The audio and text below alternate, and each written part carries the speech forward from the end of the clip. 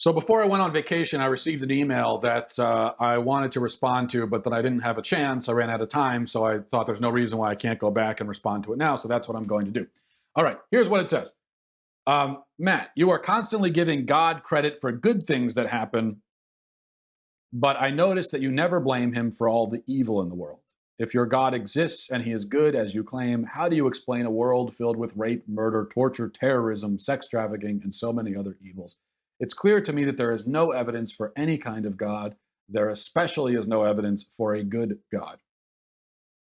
All right. So this is the classic, why do bad things happen to good people objection? And I think it's a good and important and complex question. And it's one that Christians have been talking about and debating and writing about for centuries, since the beginning. I also think it's kind of a weak argument against the existence of God.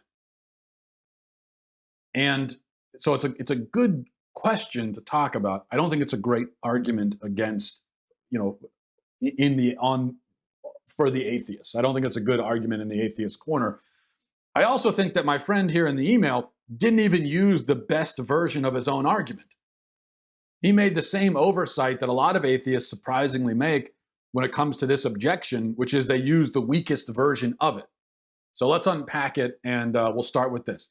There are two forms of bad things that might happen to a person, just broadly speaking, right? There are two categories of bad things that happen in the world. There's the kind of bad thing that the email describes, which is rape, murder, and so on, things that are the result, in other words, of human choices. If you're the victim of rape or murder, that is the result of the choice of not yourself, but somebody else, the person who is victimizing you. Then there are the bad things that may happen to you as a result of your own choices. And then there are the bad things that happen to you as the result of a combination of your own choices and the choices of other people. So take, for example, a man who commits a crime, goes to jail, and then is murdered in jail. Well, the fact that he was murdered is the result of the choice of the person who murdered him. But the fact that he was in jail to be murdered was the result of his own choice. And I think a lot of bad things are kind of explained that way, where there's a combination of, there's a whole storm of bad choices blowing this way and that from all different directions, and it results in all kinds of bad things. The other category, the one that this atheist didn't even mention, but which I think presents a greater challenge to believers, that is the category of bad things that happen seemingly apart from anyone's choice at all. So diseases, okay? Of course, there are diseases that are the result of choices that we make, but there are many, many, many millions of tragic examples of people being killed by horrible diseases completely apart from any choice at all that they made. It just happened to them. They were just victims of it. And that's all. Take the most tragic example of all, of course, would be a child who dies of cancer. How could God create a world where a 5-year-old, obviously through no fault of his own, dies of leukemia? Or where anyone dies of leukemia? Or a world where anyone could die of any kind of horrible, agonizing disease at all? Now, I'm going to try my best to answer both of these. I should warn at the beginning that I am not a theologian, and the answer that I give is just my own answer. Now, it's an answer that I hope is grounded in Christian teaching and in Scripture, but my point is, if it's a bad answer, or incomplete, or poorly conveyed, then blame me for it. Okay, don't blame Christianity. That would be my fault.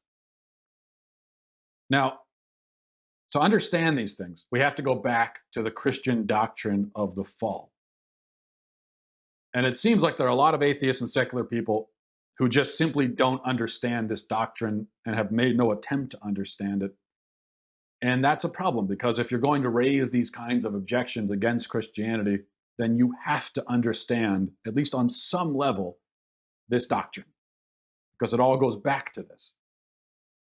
Now, it's our belief as Christians that God created originally human beings who were in complete harmony with Him, with each other, with themselves, with nature, with the world. They were living in paradise. So When an atheist says, well, if God is loving, why didn't he create a utopia? Why didn't he create a world filled with nothing but love and happiness and kindness and peace and prosperity? Well, the answer is he did create that world. That's exactly the kind of world he created. And he also created many other forms of life on earth. But the thing that separated, and here's the rub, okay? The thing that separated human life from all other forms of life is that human life was made in the image of God. That's what it says in Genesis. And to be in his image meant that these humans were not merely slaves to instinct or to nature. They were given a will of their own, a free will, the ability to choose between one thing or another. And that still is the primary thing that separates us from the animals, is that we can make judgments about what we ought to do and what we ought not do. Animals cannot make those kinds of judgments. They can't conceive of them. They operate according to instinct. And if they make any kinds of choices at all, I'm going to run this way or that way, these are morally neutral choices. And even those choices in the end go back to instinct. We, however, are above that. And so we can assess, this is right, this is wrong, I'm going to do the right thing, or I'm going to do the wrong thing. And that will, that incredible power that God gave us, is one of the primary things that makes us, creatures in his image. Now, as long as these humans chose to obey God and to remain in communion with him, they were happy and they were safe and they were in paradise. God ruled over man, and through man, God ruled over nature. So we say that man had dominion over nature, dominion over the animals. Well, of course, God is really the one who had dominion over nature and the animals, but he had dominion over nature, over the animals, through man. He ruled through man.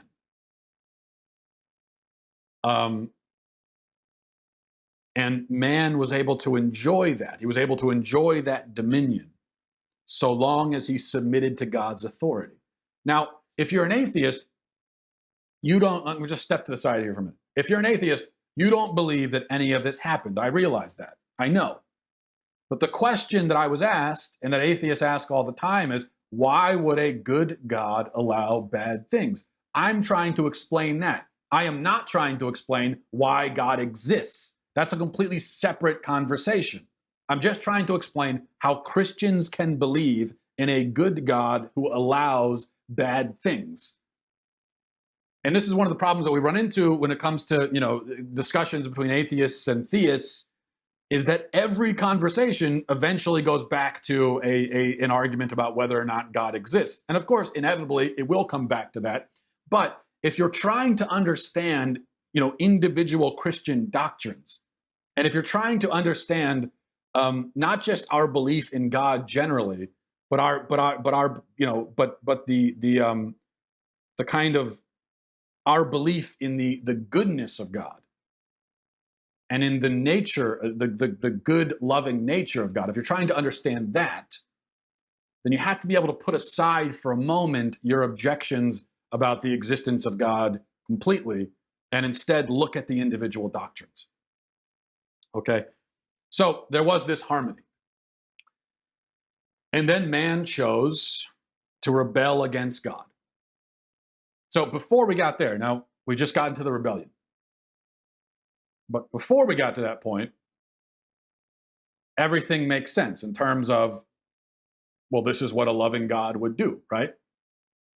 Garden of Eden, paradise, even from an atheist perspective, even though you don't believe in God, but I guess you probably would say, well, yeah, if there was a God and he really was a good God, that's the kind of world he would have made. Okay, great. That's the kind of world he did make, according to Christians. But there was that thing, remember? that power, that will, that free will, that choice that he gave us. So man took that choice and he used it to rebel against God. And for the purposes of this conversation, it doesn't really matter what exactly that choice was. The exact nature of that choice for this conversation doesn't matter. The point is, he was given at every moment a choice between serving himself and serving God. And for a period of time, he chose to serve God. He was happy. And then one day, he chose himself.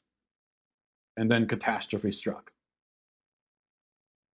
And a whole literal world of misery followed. Now, the objection to that is, well, why would anyone choose that? You're in paradise. You're in utopia. I mean, it's unreasonable to claim that somebody could be in paradise and then choose to destroy all of that. Well, it is in the end an unreasonable choice, but is it unreasonable to believe that a person in paradise would make that choice?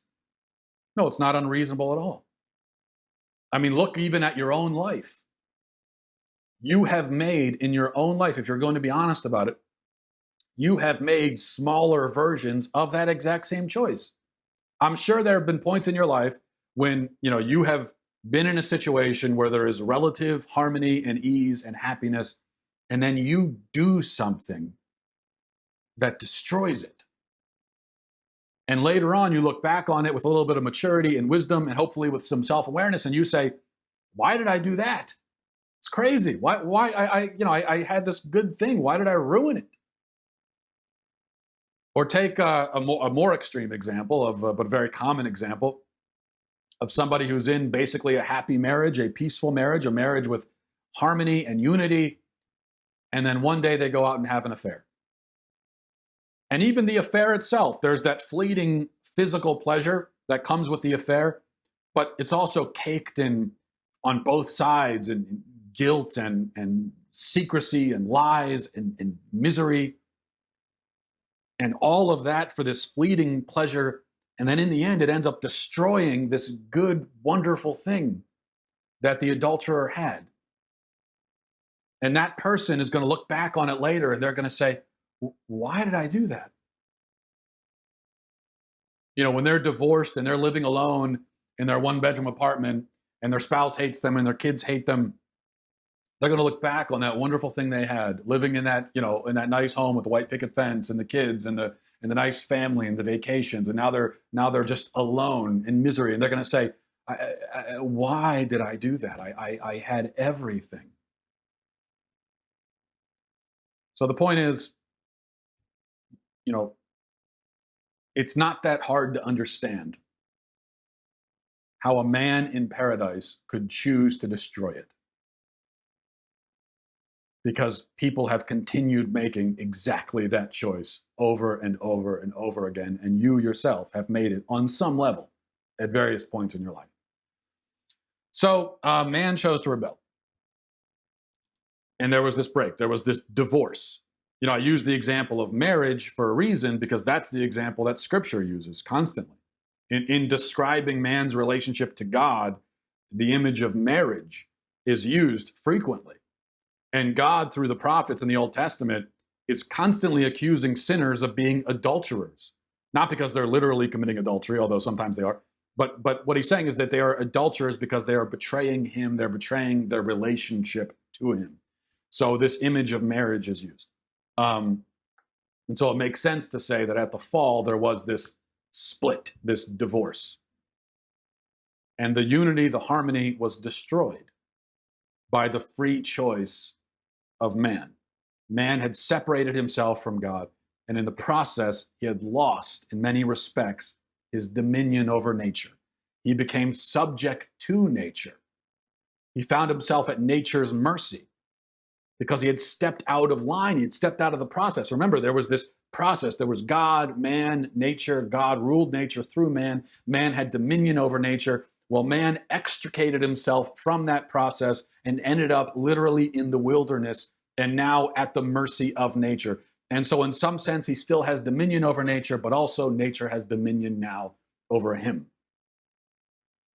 And this is where things like disease and senility and human frailty and all of that come into the picture. But then the next question is, okay, well, so it makes sense that the first human beings were given this choice. They made the bad choice. They suffered the consequences. Well, then why do we all have to suffer the consequences?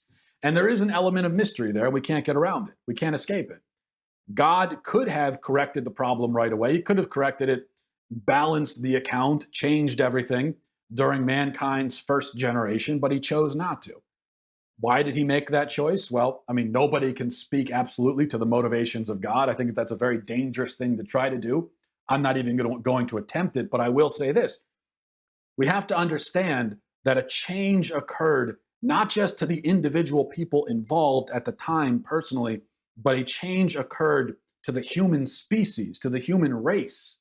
A change occurred to our very nature. There was a change in the nature of man. These being the first humans, our first parents, them stepping out, them stepping away from that harmony with God. Well, kind of logically, by doing that, they took all of us out of harmony.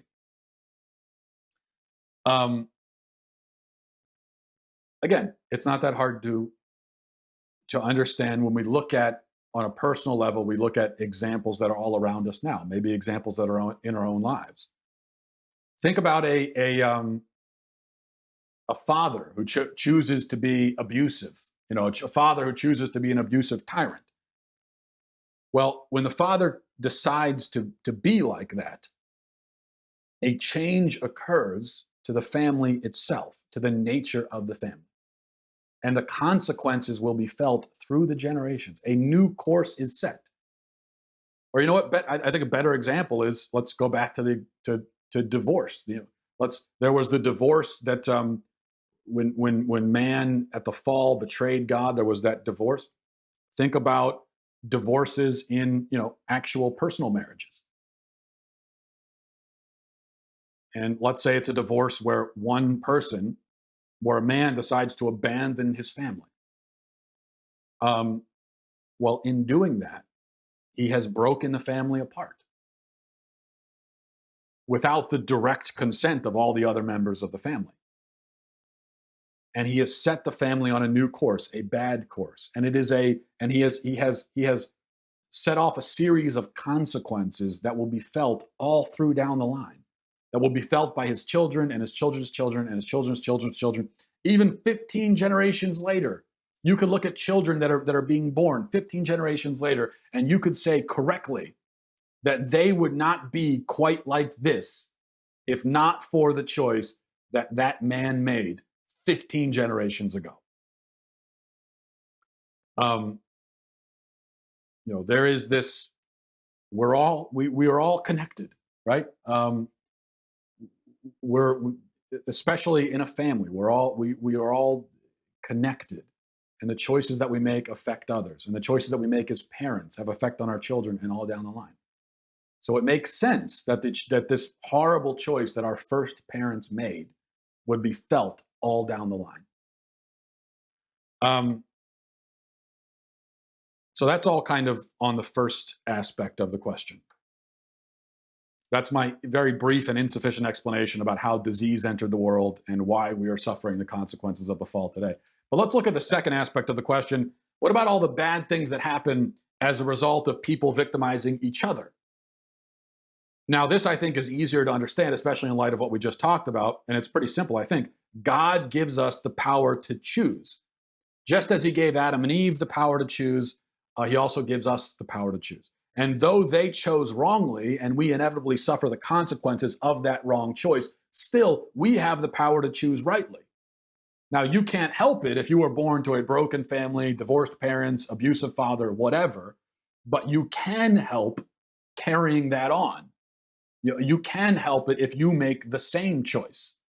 Your likelihood of making the same choice may be increased because your parents were terrible, but you don't have to make the same choice. You could make a different choice.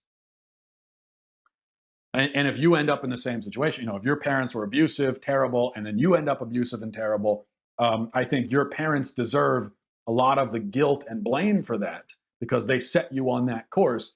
But you also deserve 100% of the guilt and blame because in the end, you still made a choice. Why are we given a choice?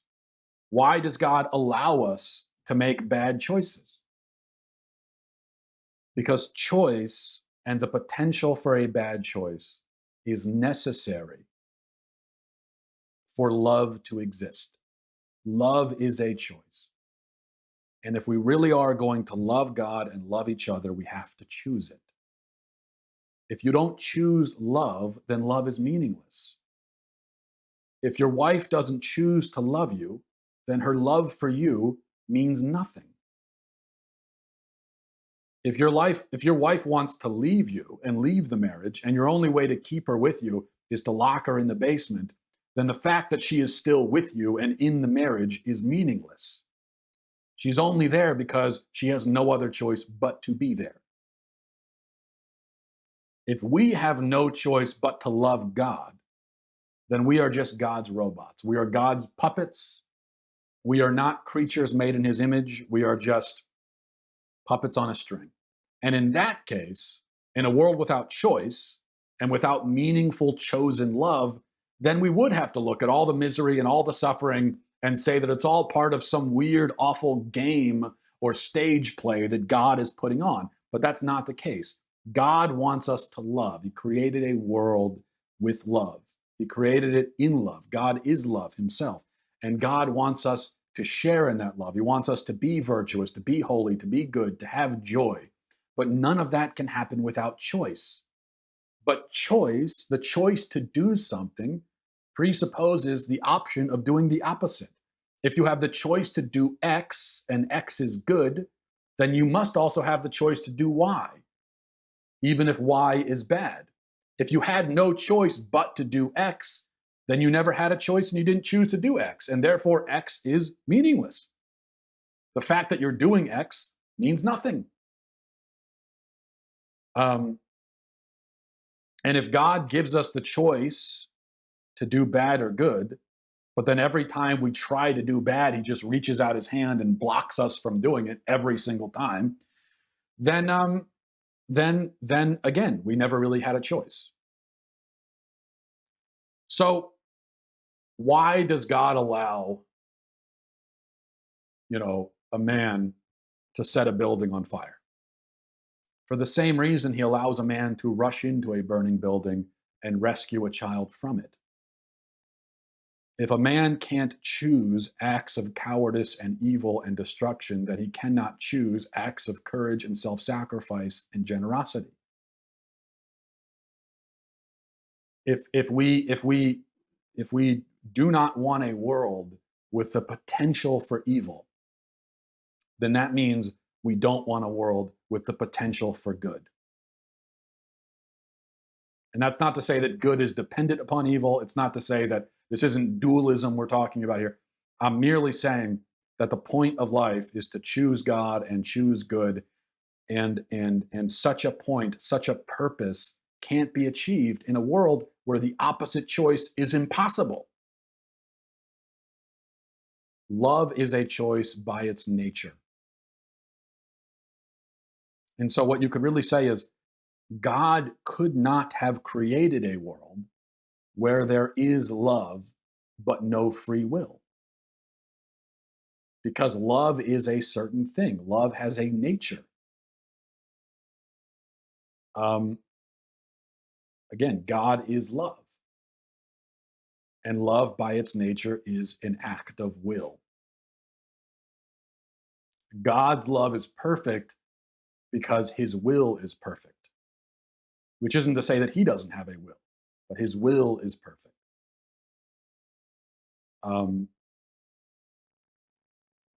But this idea that, well, why didn't God make a world where there's love and happiness and harmony, but there's no choice for anything else, and we're all just automatons programmed to always do the good thing?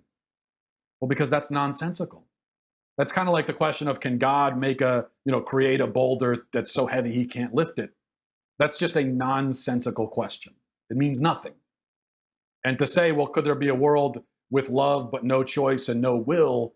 That's just nonsense. It means nothing. It's like saying, can there be a world with up and no down? It's just it doesn't make any sense. Now, there's one other thing to remember, and this is really important, of course. As Christians, it's like we can't leave this part out of it. That the Christian belief, my own belief, and if you're trying to understand the Christian belief, you have to also keep this in mind, that God did not abandon us to this fate. Yeah, he created a world, he created a paradise. Man chose to abandon that, chose to serve himself rather than God, and that choice has been repeated billions of times down the generations by everybody, and many horrible things happen as a result and continue to happen. However, God did not abandon us to that. He's not just sitting back and saying, oops, he's not just sitting back and saying, well, sorry about all that, guys, you're out of luck. And that's why God sent his son. That's why God sent Christ. God himself came to earth, incarnate, to redeem mankind, to kind of drag us out of the pit.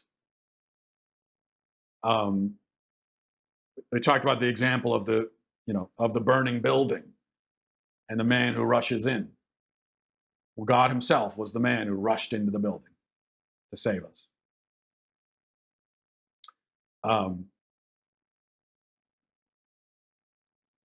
And so, even though we live in a world now where there is misery and misfortune and pain and suffering and agony and all of those things, we are not abandoned to that world. We are not doomed to live in it forever. And this is not the whole picture, the whole story. This is not the whole point. The full point, the full purpose will be realized in the next life.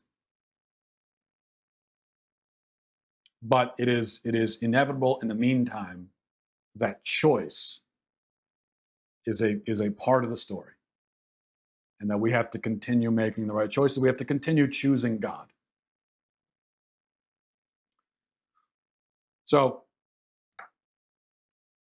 hopefully that was a somewhat sufficient explanation. Although, I'm trying to find it, I can't find it. If you're really looking for, I had the book somewhere. If you're really looking for a better explanation as to, if you want a better answer to this question, here it is. Pick up this book, Problem of Pain by C.S. Lewis. It's really short and thin here, and he addresses this same question, and he does it much better than I do. And you can read this whole book in like a couple hours. And so I'd recommend that you do that as well. Thanks for watching, everybody. Godspeed.